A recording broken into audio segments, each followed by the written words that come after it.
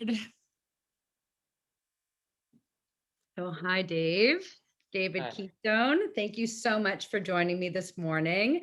As you know, my name is Nikki Gouzopoulos. I sit on the advisory committee for Bridge C14, a national nonprofit organization providing a network of peer-to-peer support and community resources for those with lived experience with MAiD, which we both do.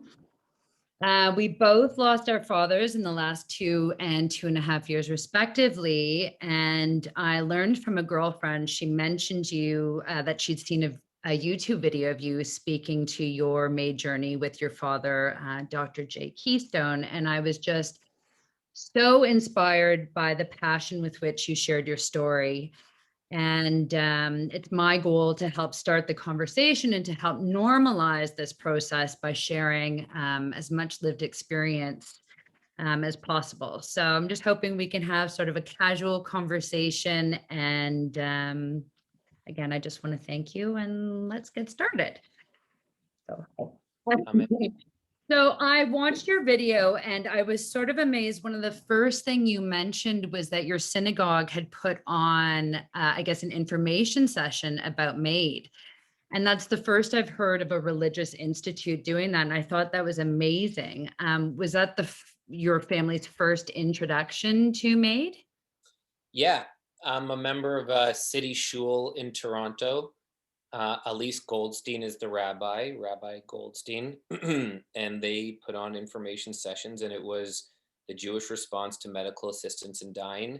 And there was a rabbi, a doctor, and a lawyer speaking to medical assistance in dying. And my family went to it, and we go to things. We're interested people in general in life. We went to it, but not knowing that my dad would ever consider it. It wasn't because of my dad. Right. We were just going to, like, one of their programs, and it happened to be about MAiD. So he Um, wasn't sick yet at that point. he had cancer, like, let's say 12 years ago, that got better, and I don't think if you to be honest with you, I kind of forget if he was sick yet. But what I know for sure is that we didn't go in the context of him Right. at all. It was just something that we were all interested in, and that's when I actually volunteer as a witness for people who qualify for MAiD, to witness their final consent, Oh, because they wow. have I to didn't know they have to that. yeah, they have to have, I think now it's one witness, but back then you had to have two witnesses who weren't a friend, family, caregiver, or someone who could profit from your death. And Right. so it's really hard for seniors, for example, to find basically two strangers to witness their Yeah. final signing. And or it's the second last form, really. And so so I found out about that from that session, and then started volunteering doing that with my sister. But yeah, it was the first we'd ever heard of it, and we have a fairly progressive rabbi and synagogue, and so it's kind of cool. Okay, that's amazing. And did you so you didn't know then anybody, I guess, who'd actually been through the process? Nope, I knew nothing about it. It was my first time hearing anything about it.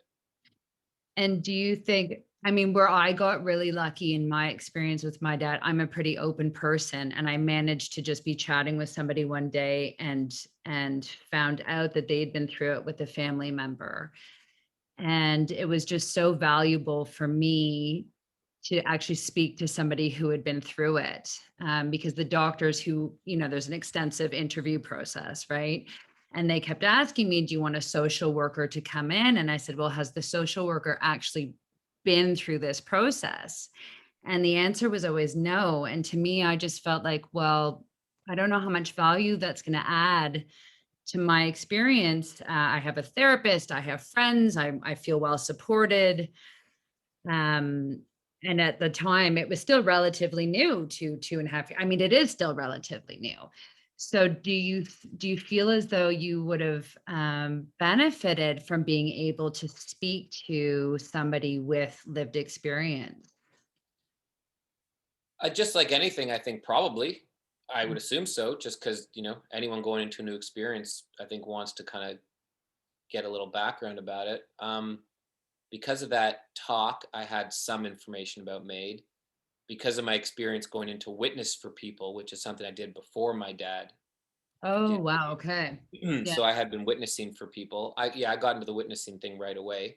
So I'd seen people go through it. I'd seen not go through the actual like procedure, but I had seen the attitude and energy of people who had qualified. Because what surprises most people is when my sister and I walked into those hospital rooms to witness, these people were effectively going to die within 10 days of that experience. Yeah.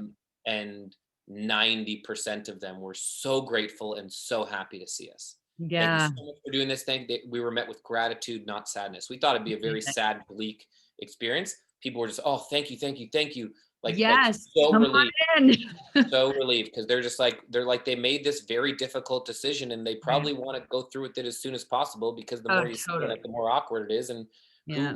who enjoys, we enjoy anticipating travel, but who Yeah. enjoys anticipating forget? And No, so totally. um but what I did, my dad was a little my dad didn't involve his family, his kids, or his siblings in his decision to do it or his correspondence with the doctor who was going to do it. He only involved his wife, who we weren't connected enough to be able to talk to her and know what's going on. And Mm, so there was a point though where I said to my dad, I kind of put my foot down once we knew that there was a date and all this stuff. I said, I need to talk to the doctor because I need to manage the experience and expectations of what my siblings and your siblings are going to go through. What is it like? What's that day like? What's the procedure, not the procedure, but what's the sort of ceremony of it all? right. I've been in the events business for 20 years. Like, when the doctor shows up, where are we standing? Who Right. can say God. what? Right. Like, who can what? And he's like, oh, no, no, blah, blah, blah, blah, blah. And I was like, no, no. Like, he's like, yeah, I don't want you talking to her. And I like fought him on it. I said, I need to speak to this person to make sure the day runs smoothly, because you're lying in a bed, like a corpse. And I need to, like, people need to know what's going on. Yeah. So he did give me permission to reach out to the doctor, who did talk me through kind of what it will be like on the day, like that, 30 minutes. Yeah. And so that, I think, was hugely helpful Yeah. about the actual kind of quote unquote ceremony of it all. But um, the emotions of losing someone and going through that, I'm not sure if I would have cared to talk to someone about that, because I think that everyone's going to have their own experience. Yeah. I just kind of wanted to know, and my family and anyone wanted to know about the sort of ceremony of it all. Like, what is that Yeah. actual experience like in terms of, like, technically, like, the actual itinerary of Right. event Right. that day? Yeah. Because there is like an itinerary, like the nurse comes in the night before, sets up Totally. the IV lines, Right. And so, Um, even you just saying that was different than my experience. No one came in the night before. It all happened right then and there. oh, And so, really? yeah, yeah. And so, um, and the doctor, when I spoke to her, said that, it happens differently. Like, some people want to sing a song, some people want to say some last words, some people hold hands, some people have music playing in the background, some Yeah. people are on the floor, some people in a bed, some people this, that. So the way it all plays out, and the IVs and stuff, like, all the doctors who do this, they're all doing it in their own ways as well.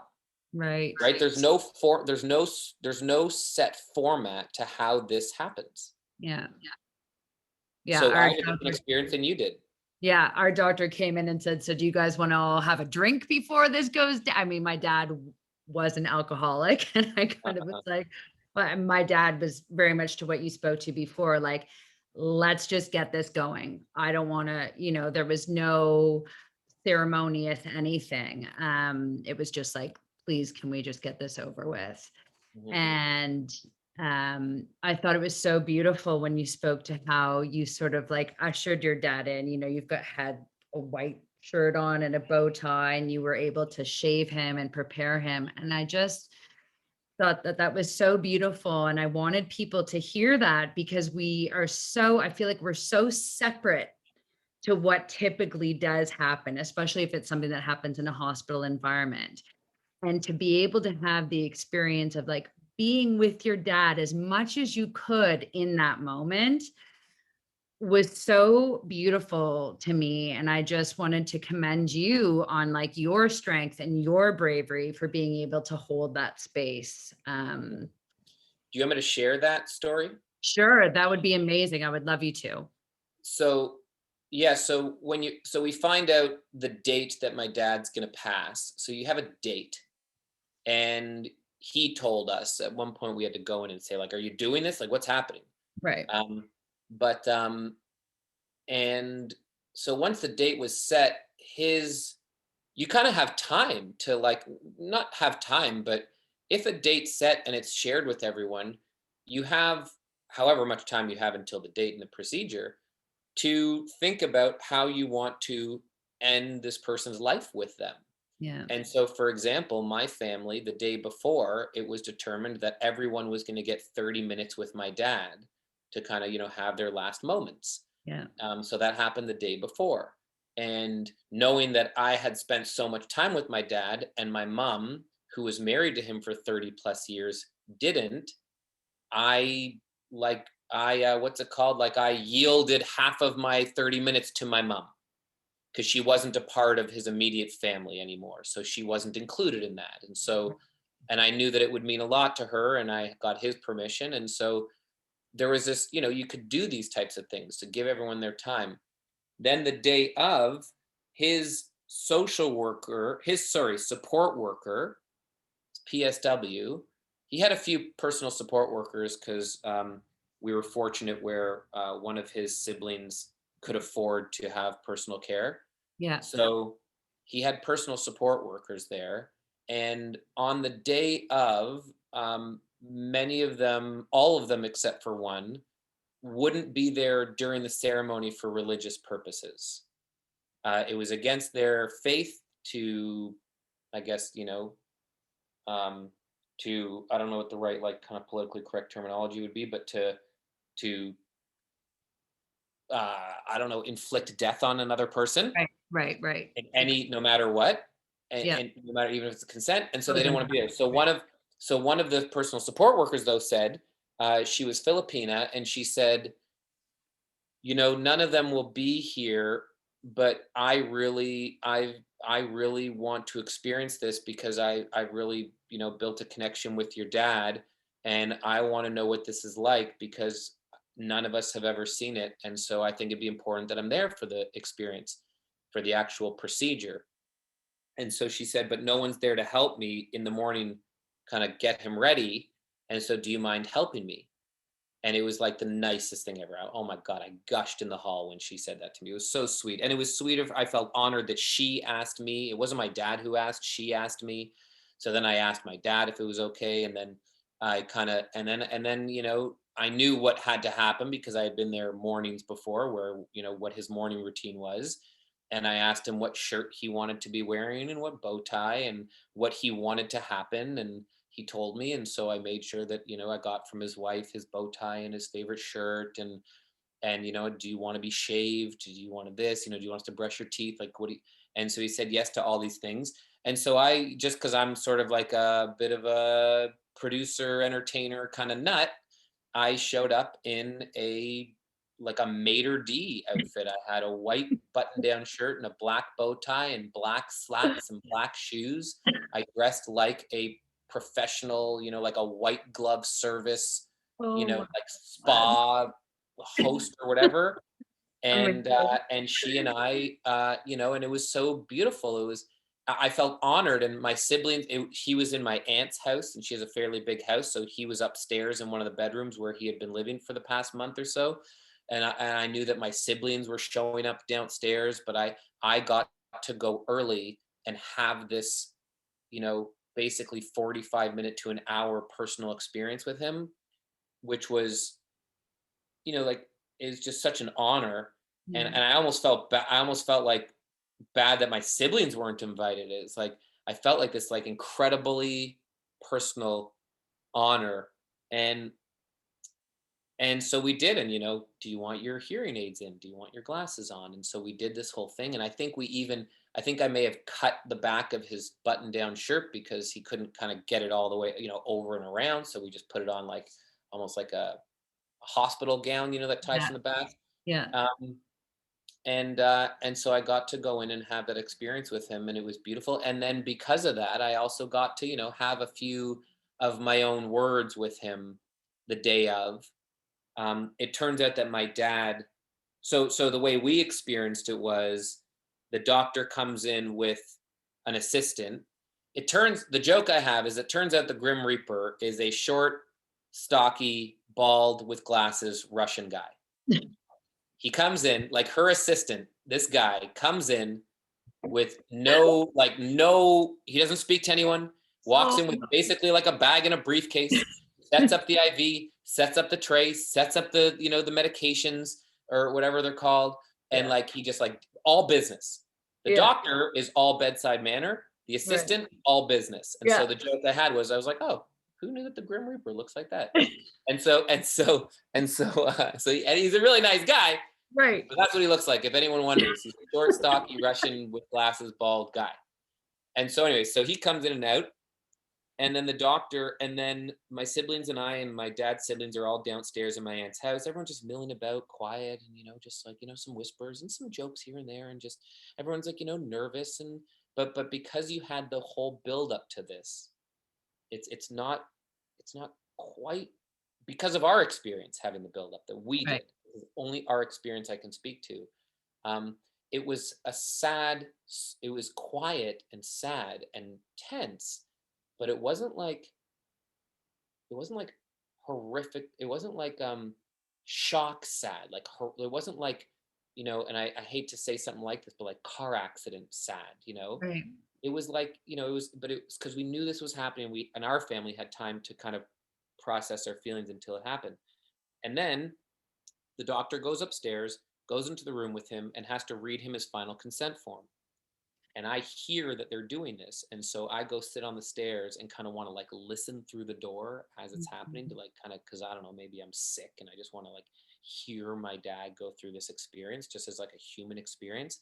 And my siblings all come, and the five of us are sitting lined up on the stairs listening to our dad consent to his death. And then the personal support worker comes out and says he wants to see each one of his kids for a minute individually. That threw us all off because we thought we had our half an hour the day before. So Right. each one of us goes in one by one and has like a minute or two with my dad. The type of thing, the joke is it's the type of thing where you're like, I walk in and I'm like, you better have thought through what you're about to say right now, because it's going to have serious repercussions on the rest of my life. Right. So don't wing it. And if you're going to wing it, make sure I have room to respond. Yeah. And then you have room to respond. And then I have room to respond to that. I'm not going out on some weirdo note because you just had some last thing you wanted to say that's going Right. to the next 40 years of my life. So anyway, but he did well. It was funny, and we had a good experience. And then he wanted to see his wife for a couple minutes by himself, and then he asked to be left alone for a few minutes, which I felt very moving. Yeah. To me, of the whole experience, that's like I have goosebumps right now just thinking about it. Like a person says, can I just have the room for a moment? Can I have my time with myself? Like holy shitballs, excuse my language. No, I And speak. then the doctor says, okay, we're going to do this. And then everyone goes in the room. It's me and my siblings, any of my siblings' partners who wanted to be there or who were invited and like were okay being there. It was my dad's siblings. It was the personal support worker. And I think one of my dad's siblings' partners were there. And he has a twin brother, 76-year-old twin brother with him. His wife's by his bedside. And he had decided that he wanted his final words to be what's called the Shema, which is a Hebrew prayer. Shema Yisrael Adonai Eloheinu Adonai Echad. There's a second part, but I think at the time, so we all kind of say it together with him. And then there was like this awkward moment where we're like, I think there's a second part. Is there a second part? Do you guys know the second part? Because we're not like super religious. We're just and there actually is, but I don't think we said it. Baruch Shem Kevo Malchuto Le'olam Va'ed. I don't even think we said that part, but maybe we did. I don't know. And then he makes a joke to my brother's partner who's not Jewish. So super hilarious and random. My dad had a huge sense of humor. Was that like the least connected to him emotionally in the room was my brother's partner. Right. And he said something like, I think he said something like, let's just hope your people aren't right. I think he was saying about heaven and hell. Like he literally, the last thing he said before he died was, God. Aaron, let's just hope that your people aren't right. And then the doctor says, are you ready? He says, I am. And then she does the procedure. And the procedure is, it's an IV right to, it wasn't an IV in like a bag. It was Right. just like, she just took these syringes that went right into his arm. Yeah. Two of the tubes looked like they were massive tubes that looked like syringes that looked like just white school glue. Yeah. Um, and then they put the first thing in that puts him to sleep. So within like 15 seconds, he's asleep. And then she starts to put in all the medication. It's just very quiet in the room. Some people sort of whisper like, we love you and we love you, that kind of thing. Kind of shout out a couple, not shout, but like whisper out a couple last things. We love you. I love you, Dad. You hear that. And then it's kind of quiet and it's so intense. People are breathing deeply. It's very quiet.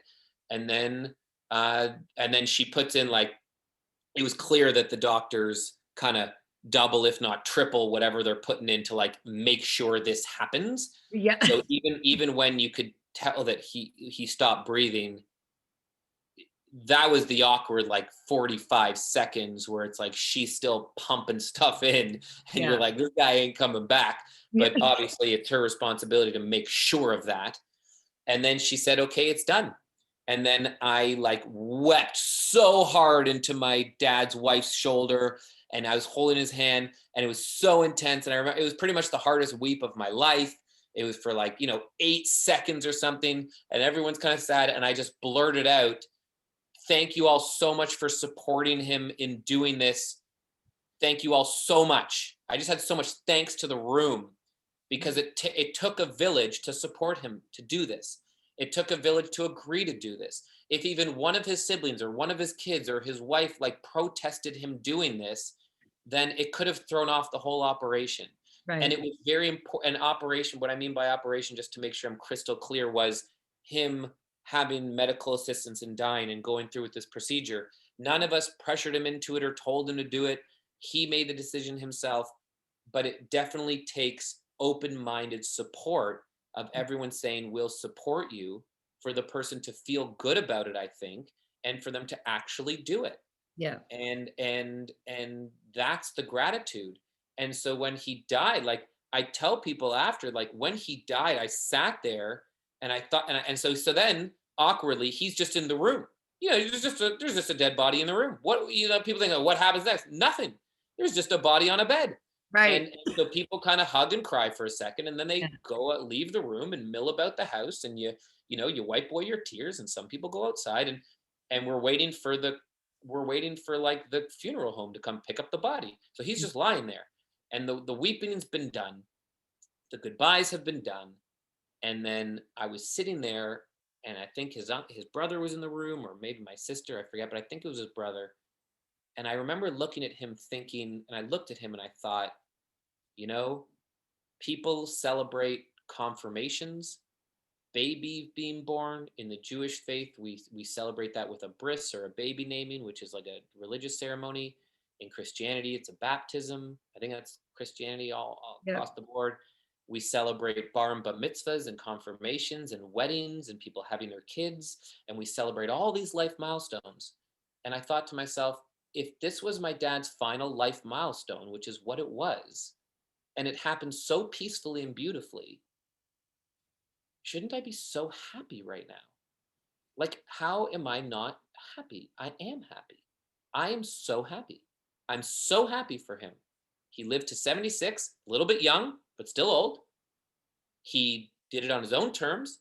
Yes. He suffered a little going in and out of hospital, like that sucked. But the end that I just watched was real beautiful. My siblings and I were all there, his family surrounded by love. He got to say his last words. How could someone not think that this was the most beautiful, respectful, responsible way to allow someone to pass? And my mom pointed out later, because I made a little video, I was in a video that someone made about MAiD, medical assistance in dying, was like the courage that it takes someone to make a decision to die once they've given up hope, once they not given up hope, once they know there's no more hope, Yeah. Once they know that, if they trust the science and know the science, that this is not going to get better. I have 5 bags coming out of my body. My organs are failing. They have failed. Yeah. To still, even at that point, to say, okay, I'm going to shut myself off and not just stretch out the few more times that I can see my kids and the few more times that I can hear a laugh or look at the sky. Like, that takes an enormous amount of courage. Yeah. And so to hold someone's hand through that and walk them to the finish line is like the honor of my life. And then after the fact, the happiest. My dad's death was, if not I can't think of what a happier time in my life could have been. Oh, Dave, go ahead. And I'd like to say one more thing, is that because if people are listening and they really want to get a sense of this all, my dad had colon cancer. It could have been prevented. He didn't get tested because he's an idiot. He's a doctor. He wanted to blame his doctor and all these other people, but like, at the end of the day, your health is your responsibility. That's what I think. I didn't necessarily go so hard on him about it, but I was like, you're a doctor, you are an autonomous human who could have looked into what kind of tests you need to do at what ages in life, and you didn't do this. He blamed his doctors and stuff, but I don't. I don't know if he blamed them, but he thinks that there was some, negligence, he thinks. Right. Anyways, but so he had colon cancer. So it was over like a half year experience, like almost a year, where we slowly saw him deteriorate. Yeah. Where he said, I'll try the different chemos, but ultimately, if I don't like what's happening, then I'm out of here. Yeah. Because he said, quality of life is more important to me than quantity. And I've lived a good life. And I think that I can't speak for her, but my assumption is that his wife probably would have preferred that he didn't, like, that had more time with him. Yeah. She was supportive as well, though. What's kind of comedic is I think that he made my sister like the executor of his, like, not executor, but like the person, like when they say like the do not resuscitate, I think Yeah. was given to my sister because he was like maybe concerned that like his wife wouldn't do it, and he knew that my sister would be like, yeah, later, pal. And so yeah, and so we are fortunate. I'll just say that we had time to watch him deteriorate, and for us to experience being exhausted, and for us to experience with him, watching him become exhausted, that by the time you get to the death, it's everyone's gonna everyone's gonna experience some relief from this. Yeah. So you're almost all on board, not because you want it to happen, but just because you know that he's exhausted. Because if you're able-bodied and you're exhausted, how could the person who just went through it all not be exhausted? Yeah. You kind of get it, Yeah. And I'd say one last thing is that I never have a last thing. There's always another thing, but I'll say something else that's interesting is we knew my dad's death date was September 3rd. So I send out an email to my friends. This is what I did. Send an Yeah. email to my friends saying, just wanted to give you all notice that my dad's chosen his date of medical assistance dying on September 3rd. So in the Jewish faith, we bury people like right after. I said, so, keep that weekend free just in case, type of thing, just to give them, because I could preempt it. And then, so there was a vibe in my personal community around me and my dad that like, oh, people were like, good luck tomorrow, or like, I'll be thinking about you tomorrow or this week or whatever, right? Because people know you're leading up to. It's a Yeah. weird thing to have a Yes. preemptive lead up, right? So there's Mhm. almost like this pre-morning. But then one of my friends' dads died suddenly, like a few days before, out of nowhere. So everyone knows that Dave's dad's dying on September 3rd. And then like 3, 4, 5 days earlier, one of my friend's dads dies suddenly. Just he had a heart attack lying on the couch. And so he died peacefully. Right. But it was out of nowhere. It was a shock to Wow. that community, to my community also. So then I go to their funeral, and their kind of Shiva house, the Shiva, I didn't go to the funeral. I think I went to the Shiva, and people are like coming up to me at their house of mourning, coming up to me saying like, I'm sorry that you're like about your dad, because knowing that in a couple days I'm about to go through this same thing. Right. Crazy, but different thing, because I had a chance to say goodbye. Yeah. And in fact, watching someone go through the trauma of an unplanned passing versus my experience, night and day. And that friend of mine and her sister and her mother came to my dad's Shiva afterwards. So they sat Shiva for like a week or whatever it was. For those of you who aren't Jewish listening, sitting Shiva is like basically the house of mourning. It's like the days that you sit afterwards to like, the community comes and supports you through your mourning. They came to, after their Shiva, they then came to the last or second last day of my dad's Shiva. And the three of them, my friend and her sister and her mom, sat in front of me like having just gone through the most traumatic experience of their lives, and said to me, we didn't have a chance to say goodbye. You did. What was that like? And so I'm now like in the hot seat. Oh God, Dave. To come up with something to say to these three people who had just experienced the worst loss of their life. Well, I got to experience it in the most peaceful, beautiful way of my life. Yeah. And so I said the nice things to them that, you knew that he loved you, and that's all that he would have said is I love you, like what else there to say? Yeah. And if anything, he could have said some dumb stuff that could have screwed everything up for the rest of your life. But anyway, so I just told that story because I wanted to emphasize how much better my experience with losing a parent was, or losing a loved one was, than if it happens traumatically. Yeah. And this is my own experience. And the PSW who stayed behind in the room that day to experience this against her own faith made a point of saying to me afterwards, because I went to give her a hug after he had passed right in the room that day. And she said, I'm so happy I stayed because that was so important. And I'm going to tell my friends and I'm going to tell my community that while I know it's against our faith, it is the most respectful, beautiful, important experience for someone to have if they have the opportunity, or if they need the opportunity to do something like this. Amazing. Any other questions? I know.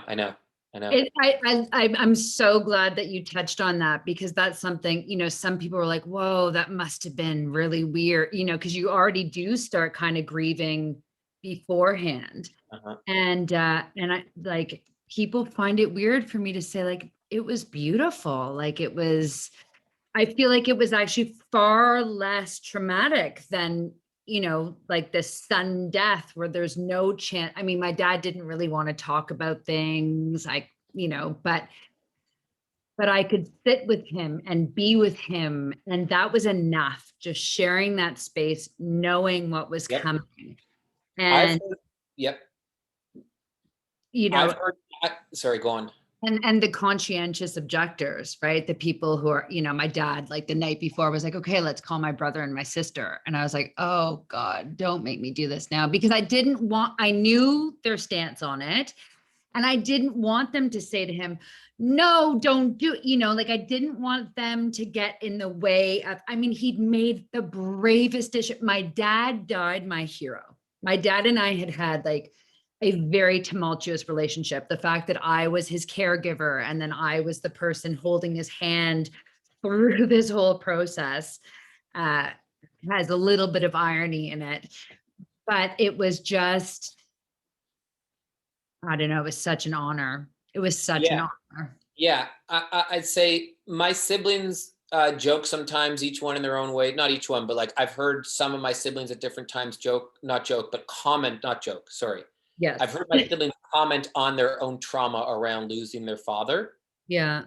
They all agree that the way it happened was beautiful and peaceful, but they Yes. have their own issues around their dad dying. Right. I actually feel and find that it also gave me closure in my relationship with him and my relationship with losing a parent in general, because it's made me being able to go through the MAiD experience, because it was such a positive experience, has made me think about my dad's death in a positive way. And so when I speak about my dad dying, I don't speak about it in a sad way at all. Yeah, obviously it sucks. I say to people like, obviously it sucks that my dad died. And when people say to me, people will say like, oh, I'm so sorry. When they find out my dad passed away, they're like, oh, I'm sorry to hear that. I say, yeah, it happens. And I make that, I go, thank you, but it happens. Yeah. And I make the joke because like it happens to everybody. Right. And having seen it happen in such a beautiful way, it's like there's losing my dad. There's my dad not being around anymore as like a person, And then Right. there's like the death of a parent. Right. The trauma, I think, for a lot of people is the stomaching the death of a parent and losing a person who's around. But like my dad and I didn't see each other every day. So my life didn't change in terms of my day to day. Right. But one of my parents died. Yeah. And so the death of my parent was actually a really beautiful, positive experience. Yeah. So I don't, and so my dad's not around, but in the same way that like when one of my friends moves to another country and then I don't speak to them often, but they're here in spirit with me and Yeah. call them up every once in a while, it's kind of the same thing. I went to visit my dad's grave on September 3rd, just now. This is being recorded. I'll just say, I don't know if it matters to people, on September 14th. So just to say that I went to visit him on September 3rd. And when I got there and I stood there, I was like, okay, it's the second anniversary of my dad's dying. And I really have this feeling like, it kind of feels like he's not gone, Mm. because I know everything he would say about most things that are happening in my life. I know what he'd agree with. I know what he wouldn't agree with. I know that he was proud of me having the time. He said the last thing he said to me was the nicest thing anyone's ever said to me in my life, pretty much, if not the nicest thing. And I don't tell anyone what he said, but it was like, it gave me closure as like a son father thing, you know? And so it was like, it's like, so there was nothing left unsaid. Yeah. And I'll be very sad. I'm doing very well in not swearing in this whole experience. Recording. Because I usually would have said I'd be sad as I would swear after Yeah. use the F word. I'd say I'm sad as F. But so for me it's like, having had that experience, um, you know, it it it's I was gonna say, I'll be sad if I ever get married or if I ever have a kid and blah blah blah blah. If Right. it, like, these kind of like these like blah blah blah, like these emotional Monumental experiences. moments, but right. Yeah. Yeah. But so I'll be sad he's not there. But then like I'll know he's there, and it's all good. Like, what would he have done anyways? He wouldn't have been like a hands-on I know, but grandfather. I feel like not everybody has that. Like, I Of feel like course. you're really fortunate, and I feel the same way. And I'm quite fortunate to feel like I hear my dad. If I'm having a Yeah. really not good day, I can like be like, but I don't know that everybody can connect that way. So So I think we're fortunate. So let me do a shameless plug. Do it. That's what inspired my company, Keepsake Video. I have a company called Keepsake Video Inc., where we make personal profile videos of people's parents and grandparents to preserve their stories for future generations. That's I amazing. knew, I knew that my dad, 10 years before he died, he had some other kind of cancer. So I knew he was sick. And I knew that he was probably going to die before I have kids. And Yeah. so when I knew that he got sick again, I thought to myself, I want to sit my dad down and interview him about his life. Because why am I going to tell my kids, if I have them ever, Oh, about their that's grandfather? awesome. Why Yeah. wouldn't I just why wouldn't I just want to sit them down in front of the television and say, And it's here's his your word. grandfather, and he's going to Yes. tell you about his life, and he's going to give you words of wisdom for the future and things and life lessons and things that he'd want to say to you. Oh, Because our generation is preserved in social media in every possible disgusting yep. way, like ad nauseum way, but our Yeah. parents aren't. So I I know. did this. So I sat my dad down. I interviewed him for an hour and a half about his life with his twin brother, Oh, and I I edited love it that. together. It has pictures, it has music in the background, it has titles, it's going through like childhood, like family history, childhood, education, blah, blah, blah. And so I did this. And then my partner who did it with me, a friend of mine, like my business partner, he was like, we should start a business. This was the nicest thing ever. And so we called them Keepsake Videos, and we created a company called Keepsake Video Inc. You can go to Beautiful. I'm keepsakevideo.com. Um, I'm gonna keep and that in so mind. but having the opportunity to do that, and I haven't watched it back because it'll probably make me sad, but it just, through MAiD, you have the experience, you have the opportunity to do these things. Yeah. That's amazing. Thank you for sharing that, because that's something I was inspired through my dad's process to become a certified death doula. And Mm. that's one of the aspects of it, is people who want to do like these sort of legacy projects. And I love hearing that you're doing this, because one of the things that I wish I had were recordings of, I wish I could just play hearing my dad saying, I love you. Yep. and then just to have him speak his story and it come from his own words with no room for interpretation or broken telephone or whatever. What an awesome thing. So thank you for mentioning that. And I hope anybody who's watching this who feels that would add value to their life would do that, because, Yeah. maybe you haven't watched it yet, but somewhere along the line, I'm sure you probably will. And what a Oh gift, yeah. right? Oh yeah.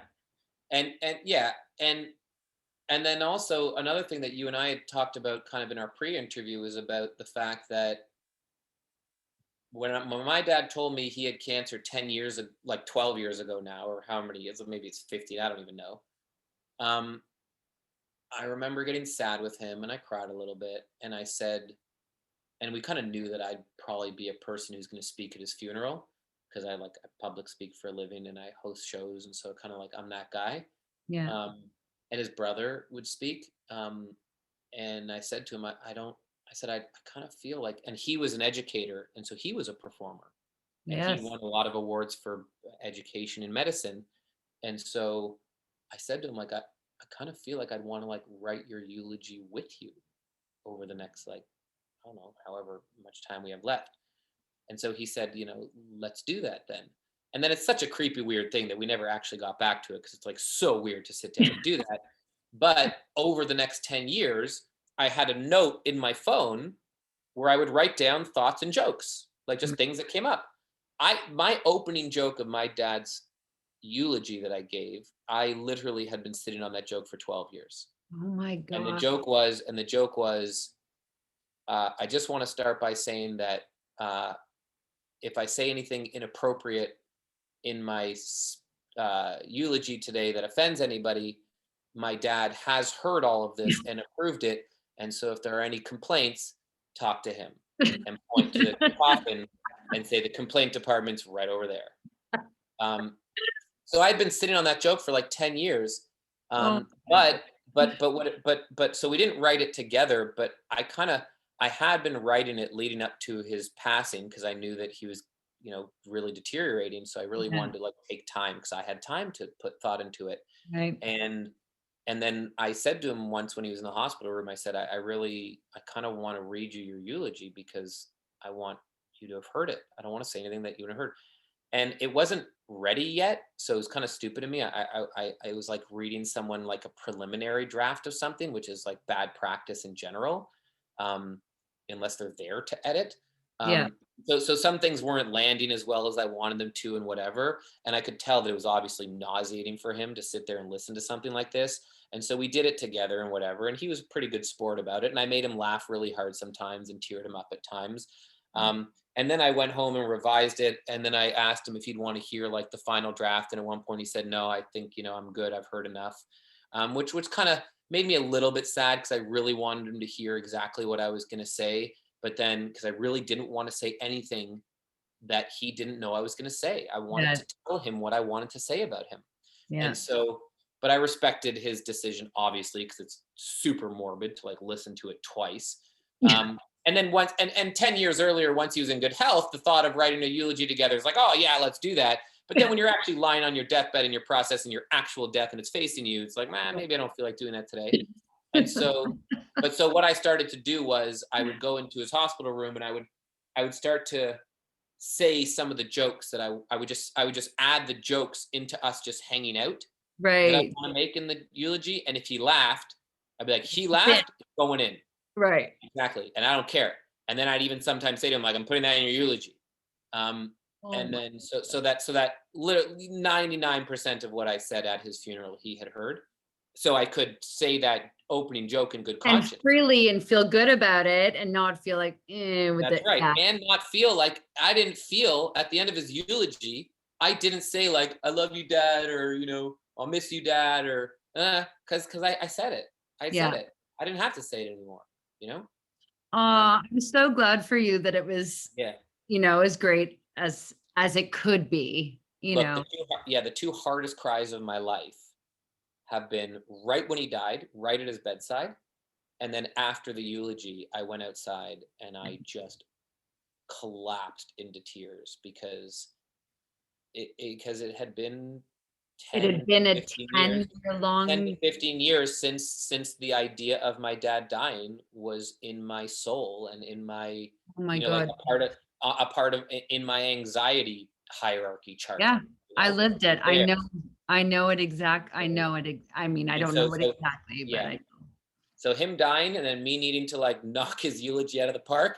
And he was a performer, and so he cared about what people thought, and like he Yeah. cared about my eulogy. Did He anybody wanted, cringe or did it land well? oh my God, I had the room. It happened at the at City Shul, which is at the Bloor Street United Church in Toronto, where there are Yeah. actually two tiers. There's like a balcony, and so it was literally like stadium seating, Full house. and it was, I had this room roaring with laughter. I felt waves I of laughter. mean, what a way to honor your dad. And Yeah, clearly yeah, humor is a big part of your yeah. family's you get. What a And he wanted it to be 10 minutes. He cared very much about his eulogies, and he was like trying to like orchestrate his own funeral so people enjoyed the last experience of his life. It was so oh stupid.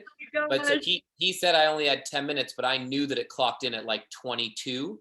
Oh wow. So I also said in the eulogy that my final act of defiance against my father Just taking is it, running wanting over 10, to. but we're going for a solid 25. So Oh buckle up. my God. I don't even know him and I feel like I love him. That's amazing. Yeah, it was really nice. And I Dave think and Keystone. I'd say about medical assistance in dying that everyone in my family also had, there were there were there were times through it when it was really challenging for each person in their own ways. Yeah. There was conflict in the family outside of him, like you didn't want to bring that to him. Yeah. And there Amazing. wasn't conflict in supporting him to do MAiD. There was conflict around how to see him through to his final day and minute. And so it was tough, but Yeah. everyone at the end of it all, we all came back together knowing that we all had the same goal in mind. Yeah. We Which all want to get him to the I finish line. appreciate you mentioning that because that's true. I tend to talk about it like it was beautiful and it was peaceful and it was like, but yeah, like there's some ugly stuff through it. Like My it's aunt, not all, my aunt, two things that happened were, one was the two major points of conflict that happened with me throughout it was not about MAiD, but about support for him, was when he got sick and someone needed to like be at the hospital because he was going to be at the hospital a lot. yeah. My siblings were like, we're all going to be there and we're going to go on rotation, rotate sleeping there. And I was like, what the hell are you guys talking about? We need to all, pitch in and hire a personal support worker. Why am I going to be there changing his ileostomy bag when someone's trained to do it?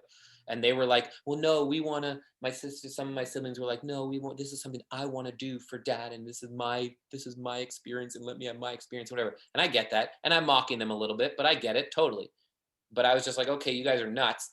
And so we kind of fought about it because they thought I was insensitive and a complete asshole when I was like, I think that like, just kind of in terms of like the best possible care for him, it should be someone there, who knows what they're doing and trained Yeah. to do it. Why am I going to learn how to do this all?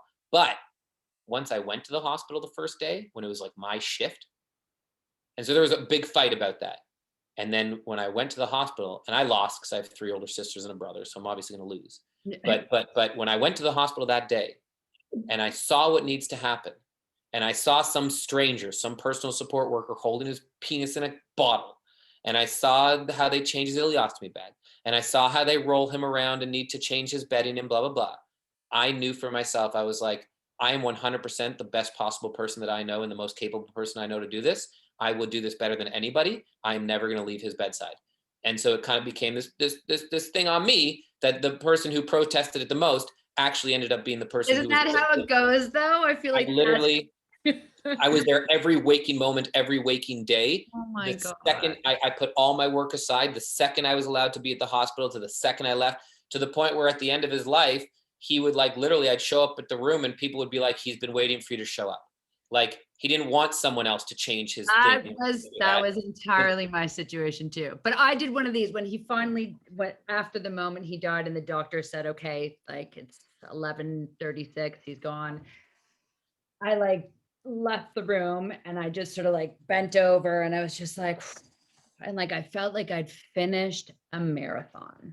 Because like I had been everything. I had done everything. And like there were points where I was like, can we get somebody else to do that? I had 2 young children. I had But there was So, nobody else, Dave, who was going to do it but me. Like I had to, and I feel yeah, like I actually fulfilled, like it's a weird thing to say, I think, I don't know, but like I feel like I fulfilled some sort of karmic duty duty for sure.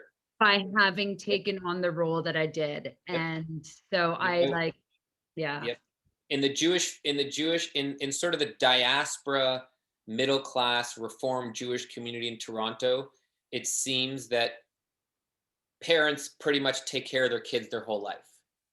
The kid doesn't really become the caregiver. Maybe later, once the parent really needs to be checked into like a home or something. But then there are communities where, like in the Filipino community, where like the kids really take care of the grandparents like Oh, fairly early on, totally. right? Right. And so I agree with you that was a nice thing that I could finally like kind of repay the favor of my life Yeah. and my siblings, and I don't want to understate my siblings' contribution and his siblings' contributions. It was known that like Dave was there all the time because I also have a flexible schedule and a flexible life, and I don't have That kids was and I don't me. have a career and all this stuff. I mean, I have a career, but I don't have like a 9 to 5. And Yeah. so everyone really pitched in, and we wanted to try to ease the burden on his wife, who was like obviously going through like hell and high water through Yeah. this. Yeah. And then, but I want to point out the second major point of contention that I think is really important because this actually has to do with MAiD. Yeah. Was my aunt and I, he was staying at my aunt's house. And so she was basically like the primary care person for his siblings. He had 4 siblings. And then I was basically the person who was there mostly of my siblings. So my aunt and I were like, kind of like, kind of stick handling this whole experience to some degree. And so so I think it's fair to say that we had like a lot, like we were like right in the thick of it. So Yeah. high emotions in a way, even Yeah. though everyone was emotional, like we were right in it in terms Yeah. of the care.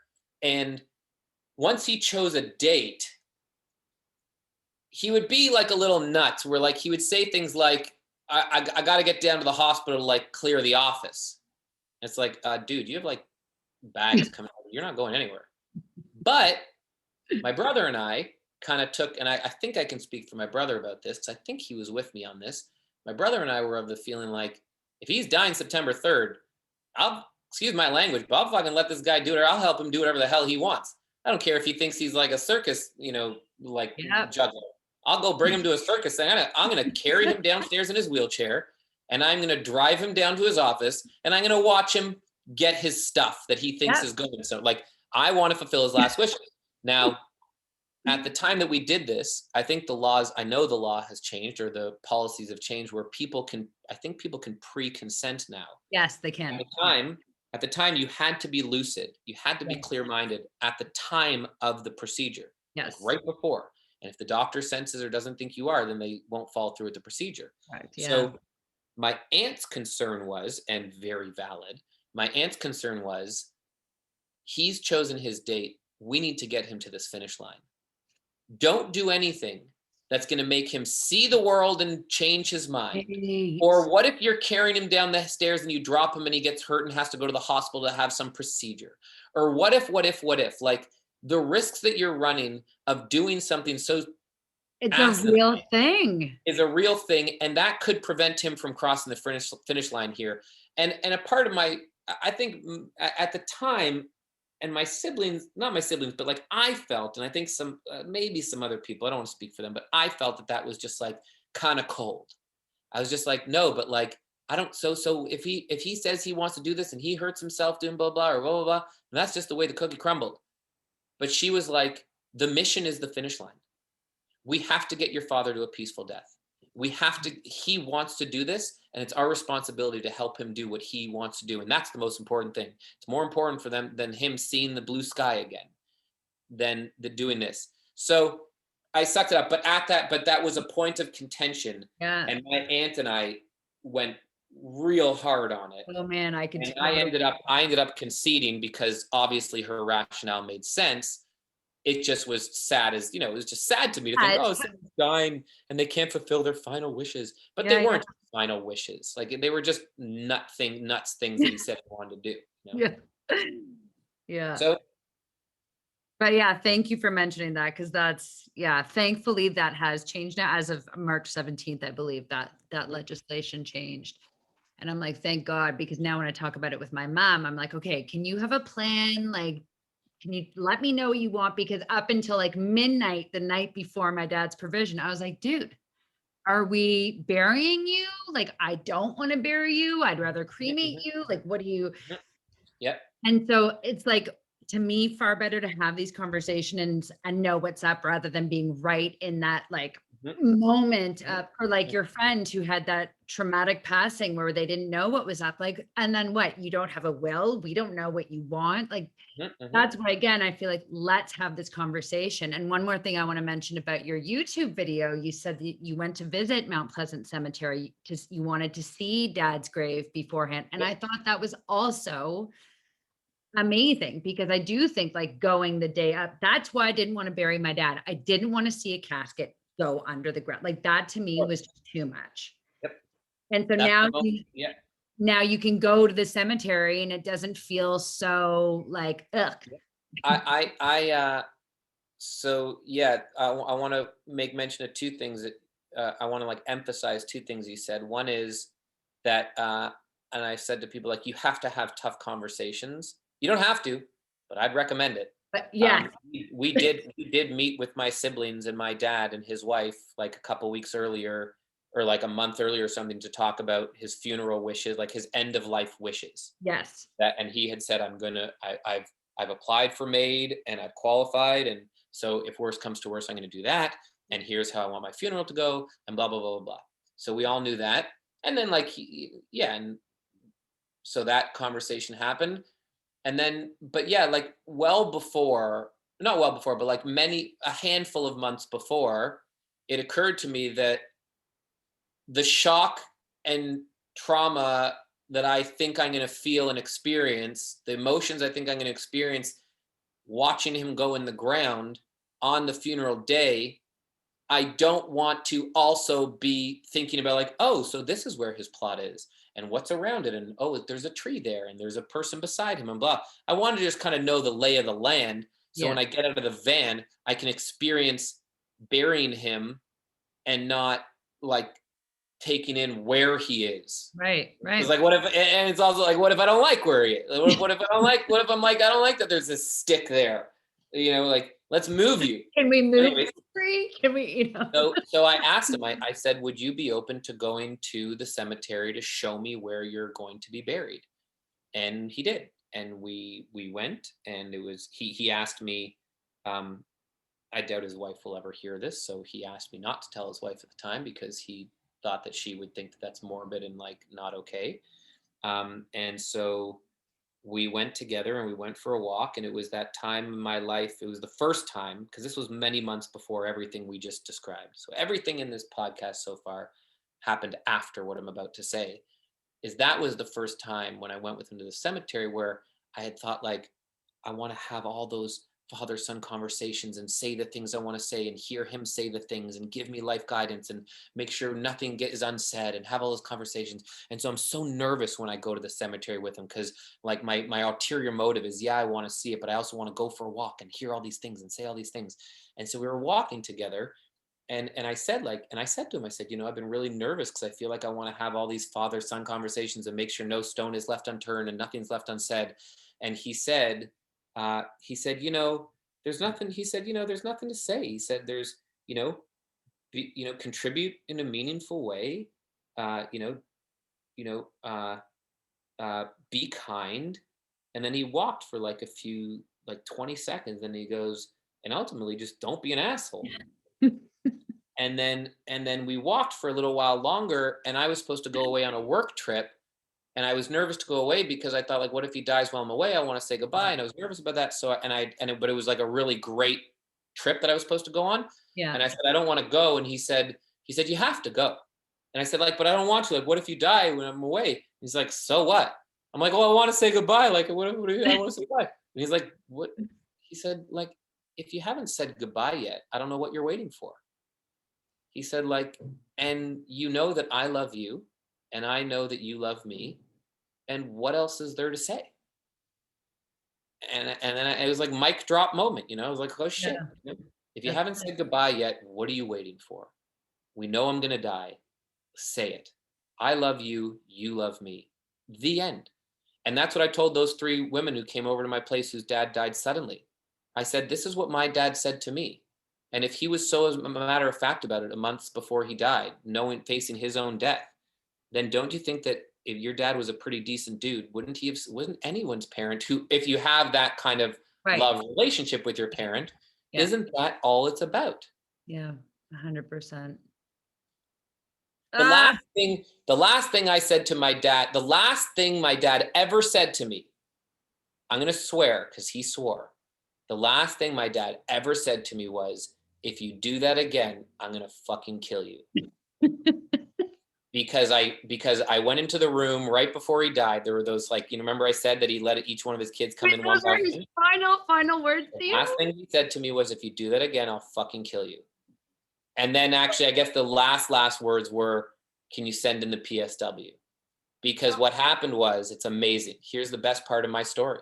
Okay. And I'm honored that this is my story, is that he said, I want to speak to each one of my kids individually. Yeah. So I go into the room. He says like the nicest things I've ever heard anyone say to me.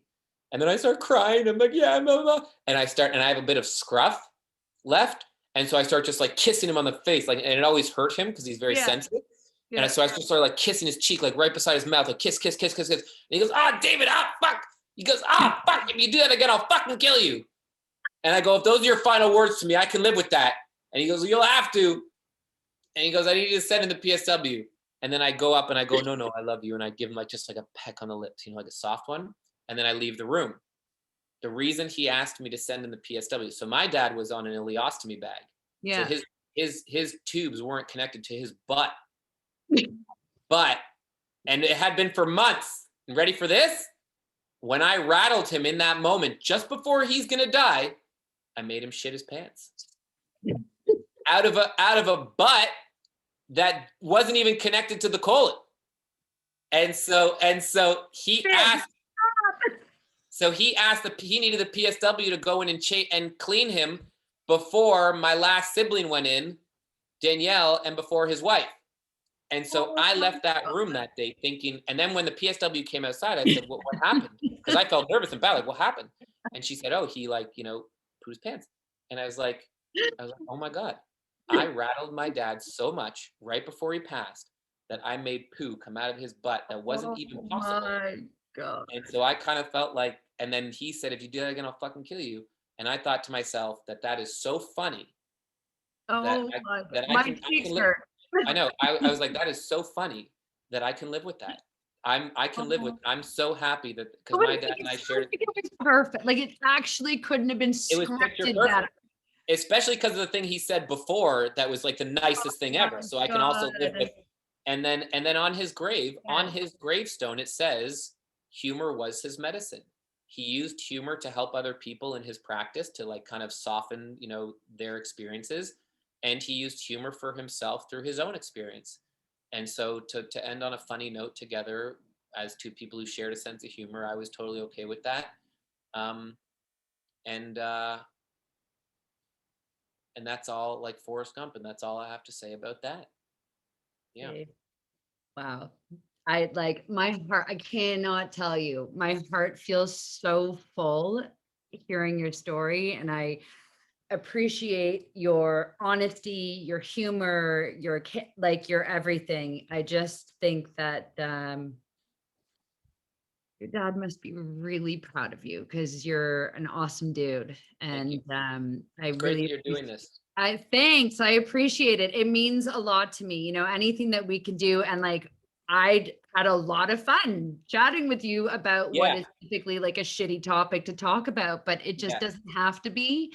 Yeah. And I think that this hopefully is a really good way of showing people it's okay. It can be okay. We can create room for it to be okay. Yep. And if anyone, my social media handle is at Dave Keystone on everything. I was going to ask I go by Dave Keystone, for some reason in the professional world. And so if anyone wanted to ask questions or talk about it or share thoughts or connect, they can connect with me on any social media. And then I'd also say though that what's kind of hilarious about it, I realized the other day when I was at the cemetery visiting my dad, was that I'm still scared as shit now to lose my mother, even though I know. even though I know, even though Yeah, we but know. it's because you don't know how it's gonna go down, right? Exactly. It's the unknown, Exactly. Losing a parent is scary no matter what. no matter No what. one can Totally. fathom, it's hard for people who have a good relationship with their parents, even bad, whatever. It's hard to Yeah, fathom the oh loss of God. a parent and whatever.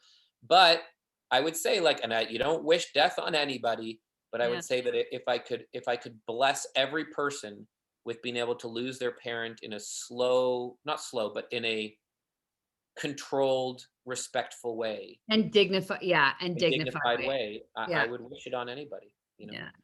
And Dave, and I I know. was just so lucky. So So yeah, no, and it's clear that you feel that way, and I'm really happy for you that you got to have that experience, truly. I know that you volunteer elsewhere. Is there anywhere else that, just before we wrap it up, that you want to mention that you do work? You do the keepsake.com. That's correct, right? Keepsake.com. yeah, well, I host a show on CBC called Small Talk where we get life advice and perspective from kids. So that's really cute and beautiful. So if I anyone wants to saw a listen couple to of it, clips, I have to admit, and I was just like, oh, as a kid, interview my kids. yeah, it's really nice. And then keepsakevideoinc.com is where Okay. you can find is our URL where people can find out about Keepsake Video. It's really, really beautiful stuff, and the videos Amazing. are beautiful, and the experience of listening to your parent tell their story. Like, when do people actually sit down, their parent or grandparent, and really interview them about their life? And so we've Yeah. put together a really nice interview sequence that walks someone through their life. So it's really beautiful. And outside of that, no, I mean, just there are people out there. If you're interested in this, there are people out there who can talk to it, and so don't be shy. And I'm a huge advocate for medical assistance in dying.